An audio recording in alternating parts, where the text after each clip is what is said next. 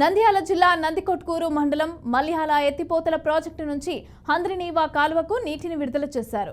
9వ పంపు మోటార్కి పూజలు నిర్వహించిన అధికారులు 350 క్యూసెక్కుల నీటిని హంద్రినీవా కాలువకు విడుదల చేశారు.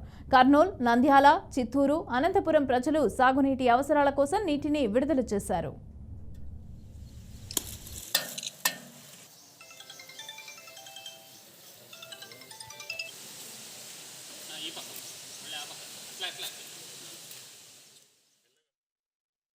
హంద్రినీవా సమితి ప్రాజెక్ట్ 2012 సంవత్సరంలో మొదటిసారిగా ఆపరేషన్కి వచ్చింది.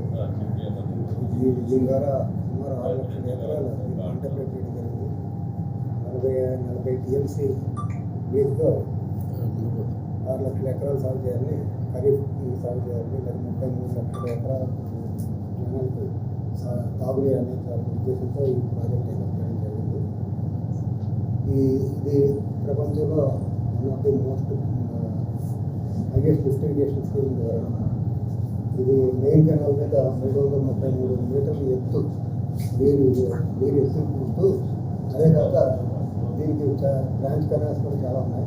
ఆ బ్రాంచ్ కెనాల్స్ కూడా అన్నీ కలిపి 1.6 కిలోమీటర్స్ ఎత్తు నీరు